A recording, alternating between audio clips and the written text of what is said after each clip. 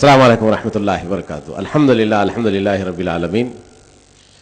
बिरादरान अजीज, इससे पहले कि हज़रत अम्मे मुहतरम मौलाना कबूल पाशा साहब क़िबला अपने दुआइया कलिमात से महफिल के इख्तिताम को पहुंचाएं, मैं आप तमाम हजरात का मशकूर हूं कि आपने मौलाना कमर अहमद साहब डायरेक्टर सुन्नी सेंटर का भरपूर साथ दिया है गुफ्तगू समात फरमाने में। अल्हम्दुलिल्लाह आपकी गुफ्तगू में मग़ज़ ही मग़ज़ था जो आप और हमने इस्तिफादा फरमाया। मैं फैसल बिन तरीफ साहब, अब्दुल्ला बिन तरीफ साहब का मशकूर हूं कि उन्होंने हमें याद फरमाया और मेरे आका सैयद आलम का मीलाद की महफिल इस शान और शौकत से सजाई, आप और हमको एकजा किया। अल्लाह का बड़ा एहसान है। और अर्ज ये करना है कि आपने अल्हम्दुलिल्लाह बाद नमाज ईशा से ही महफिल में तशरीफ लाए और सुन रहे हैं, तो और रबीउल अव्वल शरीफ में भी मुसलसिल आप हजरात ने मेरे आका के मीलाद को सुना, मेरे आका की अजमतों को सुना, मेरे आका के मौजिज़ात को सुना, मेरे आका की सीरत तैयबा को सुना। मुख्तलिफ पहलुओं पर आपने समाअत फरमाया है। इससे ये बात तय हो गई है कि अकीदे अहले सुन्नत वल जमात ही हक है। जब आप हजरात को इत्मीनान हो गया है, आप ये कहेंगे कि नहीं 12 दिन से नहीं बल्कि शिक्ब मादर से इस दुनिया में तशरीफ लाए जब से ही हम मुतमईन है। अल्लाह का एहसान है कि मुतमईन है। लेकिन कुछ हजरात इसके अंदर कहीं ना कहीं किसी न किसी के बहकावे से कहीं ना कहीं शक व शुबहात पैदा हो गए, तो वो हजरात के लिए भी वो लोग भी मुतमईन हुए होंगे उलमाए अहले सुन्नत के बयानात को सुनने के बाद। तो अब इसका फैसला क्या करना है? आपको फैसला करना है कि जब आपने उलमाए हक को, उलमाए अहले सुन्नत को सुन लिया है कि यही मजहब अहले सुन्नत वल जमात हक है, तो फिर आपको इस मामले के अंदर कुछ फैसला करना है संजीदगी के साथ कि आप उलमाए अहले सुन्नत में ही उठेंगे बैठेंगे, अपने रिश्ते उलमाए अहले सुन्नत में, या फिर हमारे अहले सुन्नत वल जमात के अफराद में ही अपने रिश्ते करेंगे, अहले सुन्नत वल जमात के अफराद से ही ताल्लुक़ रखेंगे, अहले सुन्नत वल जमात के साथ ही उठना बैठना रखेंगे। तो ये तमाम से आपसे गुजारिश यही है कि आपको और हमको ये तहिया कर लेना है कि हम सिर्फ अपने उलमा की सुनेंगे। इसलिए कि आप अगर ये आपके सामने कहा जाएगा कि कहने वाले वहां क्या कह रहे थे कि अपने ही गुफ्तगू सुने, उलमाए अहले सुन्नत ही से बात सुने, क्यों? क्या गैर कुरान और हदीस से हटकर बात बता रहा था जो आप उनको सुनने से इनकार कर रहे हैं? क्यों आपको कहीं ना कहीं शक था कि हमसे अगर बात सुनते, कुरान का माना व मफहूम हमसे सुनते, तो आप बहक जाते, जो अपना आबाई मसलक है उस मसलब को छोड़ जाते? ऐसी बात नहीं थी।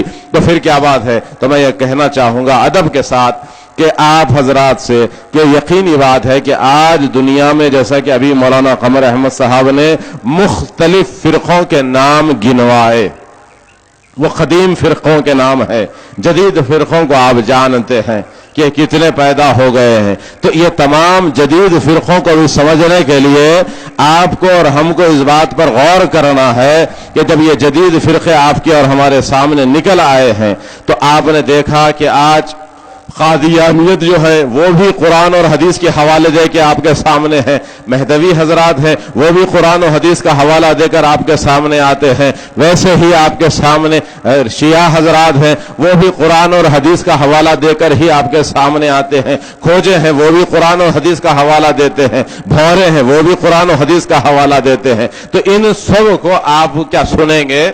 आप बोलेंगे कि नहीं, तुम्हारा रास्ता अलग है, हमारा रास्ता अलग है। हम सवादे आजम में शामिल हैं जिसके बारे में मेरे आका की बशारतें हैं। हम सवादे आजम अहले सुन्नत वल जमात है। ये सवाद आज़म अहले सुन्नत वल जमात को जब आप तस्लीम कर लिए हैं, तो अब दूसरों को आप सुनने की बात नहीं करते। अगर मुनाजरा करना ही है तो उलमा के पास जाकर बैठकर कर लीजिएगा कि हक क्या है, वाज़े हो जाता है। तो फिर आज हमारे और आपके दरमियान में जो जमातें निकल आई है, गैर सुन्नी जमातें, वो आपके सामने कुरान और हदीस पेश करती है, तो आप उनको कैसे समाअत करते, उनको कैसे सुनते हैं? और वो हजरात जो अपने आप को सलफी या अहले हदीस कहते हैं, उनको भी चाहिए कि अपने उलमा से फतवा ले लें کہ آپ کی نماز کیا ہمارا عقیدہ رکھنے والے نعرے رسالت یا رسول اللہ لگانے والوں کے پیچھے، علماء اہل سنت کے پیچھے، ائمہ اہل سنت کے پیچھے کیا آپ کی نمازیں ہوتی ہے؟ جب نہیں ہوتی ہے تو اللہ کے گھروں میں فساد ڈالنے کے لیے ہمارے پیچھے کیوں ٹھہرتے؟ اس کو ذرا صاف کرنے کی ضرورت ہے. بس یہی پیغام دینا تھا آپ کو کہ آپ اور ہم اہل سنت والجماعت ہے الحمدللہ. تو جیسے دوسروں کو آپ نے کہہ دیا کہ تم میٹر گیج ہے، ہم براڈ گیج ہیں، تو آپ براڈ گیج ہیں، تو اب براڈ گیج رہنے کے ساتھ ساتھ کچھ گھسپیٹی ہے. جیسے کہ آپ نے خوارج کا ذکر کیا تھا، تو وہی خوارج ہے جو ہر وقت چولا بدل بدل کر آپ کے سامنے آ رہے ہیں، اپنے نئے نئے چولوں کے نام پہن پہن کر آپ کے سامنے ہوتے ہیں. تو ان کو چاہیے کہ ان سے دوری اختیار کر لیں کہ بھائی تم اپنا بالکل علیحدہ معاملہ کر لو، ہمارا معاملہ الگ. حق اور ناحق کا فیصلہ قیامت کے دن ہوگا تو ہوگا، لیکن یہاں پر آپ کا ہمارا کوئی تعلق نہیں رہے گا. آپ کی مسجدیں الگ، آپ کی امام الگ، آپ کے نماز الگ، آپ کے فتوے الگ، آپ کے مدارس الگ، سارا کچھ الگ ہے. ہم اہل سنت والجماعت ہے. یہ چھیڑ چھاڑ مناسب نہیں ہے. بائیکاٹ آپ کو کرنا پڑے گا. ان کے حوصلے اس لیے بلند ہو رہے ہیں کہ آپ سن رہے ہیں، آپ وقت دے رہے ہیں. کوئی اگر آپ کے پاس آ کر بیٹھتا ہے اور ادھر ادھر کی بات کر کر سیدھے قرآن اور حدیث کی بات گفتگو چھیڑ دے اور سیدھے سیدھے شروع کر دے کہ بھائی یہ غلط ہے، یہ غلط ہے، یہ غلط ہے، یہ کتاب دیکھیے گا کہ وہ قرآن کی آیت لے کر غیر ضروری توڑ مڑوڑ کے تعویلات کرتے ہوئے احادیث کی غلط شرح بیان کرتے ہوئے، توجیحات بیان کرتے ہوئے آپ کے سامنے آتا اور آپ کہتے ہیں کہ صاحب نہیں، وہ بھی تو قرآن حدیث ہی کی بات کر رہا، ذرا سن لیں گے کیا بول رہا. بھائی کوئی غلط بات تو نہیں بول رہا، قرآن کی فلاں نمبر کی فلاں صفحے کی فلاں سورت کی فلاں آیت بیان کر رہا. اس کے لیے آپ جیسے رافضی حضرات سے، مہدوی حضرات سے، قادیانی حضرات سے اور بے شمار حضرات سے دوری اختیار کرے ہیں.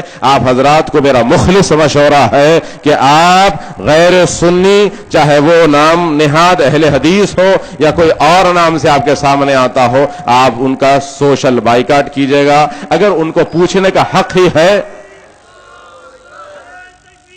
اگر ان کو کوئی چیز حاصل کرنے کی اتنی ہی اصلاح کی بات ہوتی تو وہ ہمارے علماء کے پاس جائیں، علماء سے رجوع ہوں. علماء اہل سنت، مفتیان اہل سنت ہے، ان سے اگر حق جاننے کی ان کو فکر ہوتی، حق پہنچانے کی فکر ہوتی تو پہنچاتے. لیکن سیدھے سادے نوجوانوں کو گھیرنا یہ ان کی بددیانت کی دلیل ہے. اللہ سے دعا ہے کہ اللہ ہم کو جب تک زندہ رکھے اسلام پر، موت دے ایمان پر، وقت نزا میرے آقا سید عالم کا دیدار نصیب فرمائے. وصلی اللہ تعالی علی خیر خلقہ سیدنا محمد وآلہ واصحابہ وازواجہ وذریاتہ واہل بیتہ سلما تسلیما کثیرا. الحمدللہ رب العالمین.